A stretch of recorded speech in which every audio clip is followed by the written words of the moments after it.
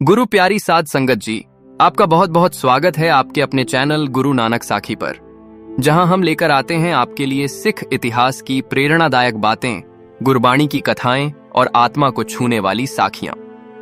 आज की इस वीडियो में हम देखेंगे कि जपजी साहिब के पाठ की ताकत कितनी बड़ी है। ये सिर्फ शब्द नहीं, बल्कि जीवन बदलने वाला अमृत है, जो दिल को शांति, सेहत और वाहेगुरु जी की कृपा लेकर आता है। तो चलिए शुरू करते हैं। पंजाब के हरे भरे मैदानों में, जहां गेहूं के सुनहरे खेत विशाल नीले आसमान के नीचे लहरों की तरह लहराते थे, वहां आनंदपुर नाम का एक पुराना गांव था। यह बहुत पहले की बात है, उस समय की जब सिख धर्म की शिक्षाएं सतलुज नदी की कोमल धारा की तरह फैल रही थीं और समुदायों को विश्वास और भक्ति के बंधन में बांध रही थीं। यह लगभग 1700 का साल था और गांव वाले, जो पक्के सिख थे, ईमानदारी से काम करने, मिल बांटकर खाने और भगवान को याद करने के सिद्धांतों पर चलकर सादा जीवन जीते थे। मिट्टी की ईंटों के घर एक केंद्रीय गुरुद्वारे के चारों ओर बने थे, जो स्थानीय पत्थर और फूस से बनी एक साधारण इमारत थी, जहां समुदाय हर सुबह प्रार्थना करने और कीर्तन गाने के लिए इकट्ठा होता था। हवा में अक्सर मिट्टी के चूल्हों पर पक रही ताजी रोटी की खुशबू और दूर से आती मवेशियों की आवाजें सुनाई देती थीं। आनंदपुर के बीच में हरप्रीत सिंह रहते थे, जो 30 साल के आसपास के एक मजबूत किसान थे, जिनकी घनी दाढ़ी थी और लंबे बालों पर करीने से पगड़ी बंधी हुई थी। उनकी पत्नी जसलीन कौर अपने कोमल स्वभाव और रंगीन फुलकारी शॉल बुनने में माहिर हाथों के लिए जानी जाती थीं। उनकी शादी को 10 साल हो गए थे, लेकिन बच्चों की हंसी के बिना उनका घर सूना था। गांव में उनकी बदकिस्मती की फुसफुसाहटें होती थीं, क्योंकि वैद्य से सलाह लेने और स्थानीय मंदिरों में प्रार्थना करने के बावजूद कोई बच्चा उनके जीवन में खुशियां लेकर नहीं आया था। हरप्रीत खेतों में लगातार मेहनत करते थे। सूरज की धूप में उनकी कमर झुकी रहती थी, जबकि जसलीन घर का काम संभालती थीं। उनके दिल में अनकहा दुख भरा था। वे सच्चे सिख थे, रोज गुरुद्वारे जाते थे, लेकिन जीवन के बोझ ने उनकी दिनचर्या में अटूट भक्ति की चमक को कम कर दिया था। गांव के बड़े बुजुर्ग बाबा गुरदीप सिंह 70 साल के एक बुद्धिमान व्यक्ति थे, जिनकी लंबी सफेद दाढ़ी थी और आंखें धर्म ग्रंथों के ज्ञान से चमकती थीं। वे अपनी जवानी में अमृतसर गए थे और गुरुओं के भजन सुने थे और उनका सार आनंदपुर वापस लाए थे। बाबा गुरदीप अक्सर गांव के चौक में पुराने बरगद के पेड़ के नीचे बैठते थे और विश्वास की कहानियां सुनाते थे। वे कहते थे, वाहे गुरु की कृपा असीम है, लेकिन यह सच्ची याद से सबसे ज्यादा मिलती है। एक ठंडी शरद ऋतु की सुबह, जब खेतों में कोहरा छाया हुआ था, उन्होंने गांव वालों को इकट्ठा किया और जपजी साहिब के बारे में बात की, जो पवित्र रचना गुरु ग्रंथ साहिब की शुरुआत में है। उन्होंने घोषणा की, यह बाणी सुबह सच्चे दिल से पढ़ी जाए तो यह चमत्कारों की कुंजी है। यह आत्मा को एक निर्माता से जोड़ता है, भ्रम को दूर करता है और दिव्य हस्तक्षेप को आमंत्रित करता है। गांव वालों ने ध्यान से सुना, लेकिन कुछ लोगों में शक बना रहा। उस साल मानसून कम हुआ था, जिससे फसलें सूख गई थीं और परिवार फसल को लेकर चिंतित थे। जवान अमरजीत सिंह, एक गुस्सैल नौजवान जो अपने पिता की लोहार की दुकान में मदद करता था, धीरे से हंसा। बातें हवा हैं बाबा जी, हमें बारिश चाहिए, पाठ नहीं। लेकिन हरप्रीत और जसलीन जैसे दूसरों को अपने दिलों में एक हलचल महसूस हुई। उस शाम, जब सूरज क्षितिज के नीचे डूब रहा था और आसमान को नारंगी और गुलाबी रंगों से रंग रहा था, तो उस जोड़े ने इस अभ्यास को अपनाने का फैसला किया। वे अगले दिन सुबह होने से पहले उठे, ठंडे कुएं के पानी से नहाए और अपनी बुनी हुई चटाई पर पालथी मारकर बैठ गए। हाथ जोड़कर उन्होंने जपजी साहिब का पाठ करना शुरू किया।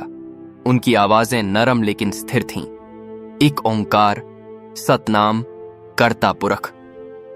शब्द एक नदी की तरह बह रहे थे, उनकी चिंताओं को धो रहे थे। दिन हफ्तों में बदल गए और आनंदपुर में सूक्ष्म बदलाव होने लगे। सबसे पहले बूढ़ी माताजी कौर के लिए चमत्कार हुआ, जो गांव के बाहरी इलाके में रहती थीं। वह महीनों से बिस्तर पर पड़ी थीं। गठिया के कारण उनके जोड़ों में सूजन थी और वह गुरुद्वारे तक नहीं चल पाती थीं। बाबा गुरदीप की बातों से प्रेरित होकर उनके पड़ोसियों ने हर सुबह उन्हें झपजी साहिब का पाठ करने में मदद की। एक भाग्यशाली दिन 1 महीने तक भक्तिपूर्वक पाठ करने के बाद माताजी बिना किसी सहारे के अपनी चारपाई से उठ गईं।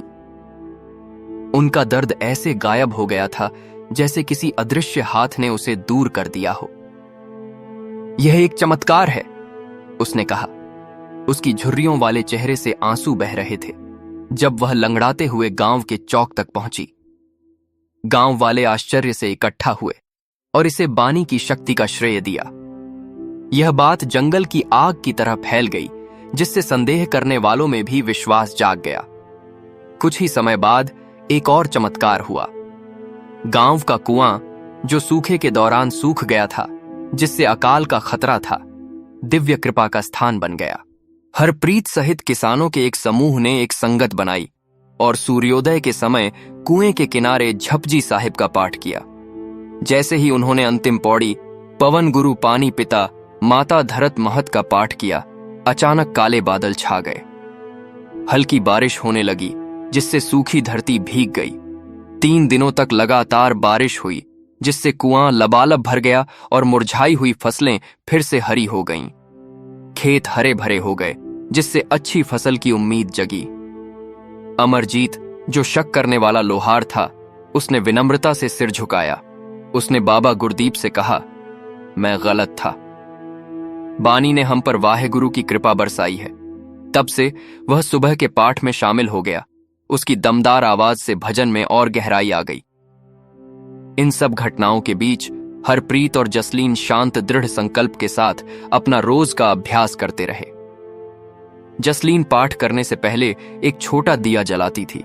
उसका मन अर्थों पर केंद्रित होता था, एक सच्चे निर्माता पर ध्यान लगाते हुए डर और दुश्मनी से मुक्त। हरप्रीत को खेतों में अपने लंबे दिनों के दौरान शब्दों में सुकून मिलता था। वह मिट्टी जोतते समय उन्हें चुपचाप दोहराता था। उनका रिश्ता और गहरा हो गया। उनका साझा दुख साझा भक्ति में बदल गया। एक शाम जब वे समुदाय के लिए लंगर तैयार कर रहे थे, तो जसलीन को अपने पेट में एक अजीब सी हलचल महसूस हुई। पहले तो उसने इसे नजरअंदाज कर दिया, लेकिन कुछ दिनों बाद जब यह एहसास बना रहा तो उसने हरप्रीत को बताया। वे गांव के वैद्य के पास गए, जिन्होंने बड़ी बड़ी आंखों से पुष्टि की, आप गर्भवती हैं कौर जी। वाहेगुरु का आशीर्वाद। उनके घर में वसंत के पहले फूल की तरह खुशी छा गई। दंपति घुटनों के बल बैठ गए, कृतज्ञता में झपजी साहिब का पाठ करने लगे। उनके गर्भवती होने की खबर आनंदपुर में फैल गई, जिससे मुश्किलों का सामना कर रहे दूसरे परिवारों को प्रेरणा मिली। एक युवा जोड़ा, जिनकी नई नई शादी हुई थी लेकिन जमीन को लेकर पारिवारिक झगड़ों से परेशान थे, उन्होंने एक साथ पाठ करना शुरू किया और उन्हें सद्भाव वापस मिला। उनके झगड़े समझ में बदल गए। एक बूढ़ा किसान, जिसके मवेशी एक रहस्यमयी बीमारी से बीमार पड़ गए थे, उसने उनकी देखभाल करते हुए बानी का जाप किया। कुछ ही दिनों में जानवर ठीक हो गए और उनका दूध फिर से भरपूर मात्रा में बहने लगा। लेकिन सभी चमत्कार तुरंत या बड़े नहीं थे। कुछ आत्मा के सूक्ष्म परिवर्तन थे। गांव में बलबीर सिंह नाम का एक आदमी गुस्से से जूझ रहा था। अक्सर छोटी मोटी बातों पर पड़ोसियों से झगड़ा करता था। उसकी पत्नी प्रीत कौर ने उसे सुबह झपजी साहिब के पाठ में शामिल होने के लिए प्रोत्साहित किया। जैसे ही उसके मन में निर्भु निर्वैर शब्द गूंजे, बिना डर के, बिना दुश्मनी के, बलबीर का गुस्सा शांत हो गया। उसने दयालुता से विवादों को सुलझाना शुरू किया और एक शांति दूत के रूप में सम्मान अर्जित किया। बानी ने मेरे अंदर के तूफान को शांत कर दिया है, उसने एक सामुदायिक सभा में साझा किया। गांव वालों ने सिर हिलाया, क्योंकि उन्हें भी एक आंतरिक शांति महसूस हुई, जो जीवन की अनिश्चितताओं के खिलाफ एक ढाल थी। जैसे जैसे महीने बीतते गए, जसलीन का पेट जीवन से भर गया, जो उनके विश्वास का प्रमाण था। गांव ने बच्चे के आने की बहुत उम्मीद के साथ तैयारी की। बाबा गुरदीप ने एक विशेष अखंड पाठ का आयोजन किया, जो गुरु ग्रंथ साहिब जी का लगातार पाठ था। जिसमें झपजी साहिब का कई बार पाठ किया गया। एक तारों भरी रात में उसी बरगद के पेड़ के नीचे समुदाय एक घेरे में बैठा था। उनकी आवाजें एक साथ उठ रही थीं। हरप्रीत ने जसलीन का हाथ पकड़ा और वाहेगुरु को धन्यवाद फुसफुसाया। जब बच्चा पैदा हुआ, स्वस्थ और झोर झोर से रो रहा था, तो उन्होंने उसका नाम गुरमीत सिंह रखा, गुरु से मिलना।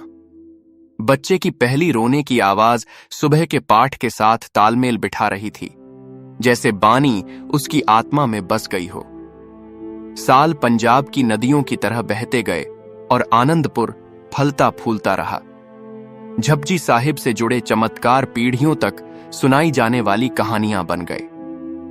हरप्रीत और जसलीन ने गुरमीत को उसी भक्ति के साथ पाला पोसा, उसे छोटी उम्र से ही बानी सिखाई।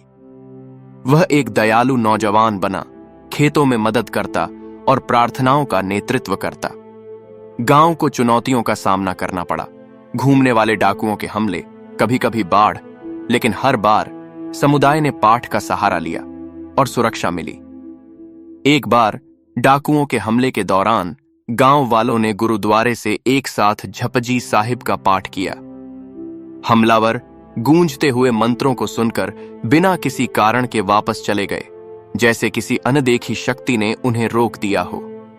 बाबा गुरदीप ने अपने आखिरी सालों में इन घटनाओं पर शांत मुस्कान के साथ विचार किया। झपजी साहिब सिर्फ शब्द नहीं है, यह ईश्वर की आवाज है, जो उन लोगों के लिए चमत्कार खोलती है जो दिल से सुनते हैं। उनका निधन शांतिपूर्ण था। उनके आसपास संगत थी जो उस बाणी का पाठ कर रही थी जिसे वे प्यार करते थे।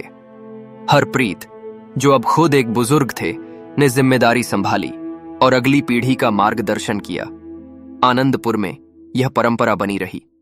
हर सुबह आवाजें एक साथ उठती थीं। झपजी साहिब जी की बानी, सुनिए पढ़िए मानिए।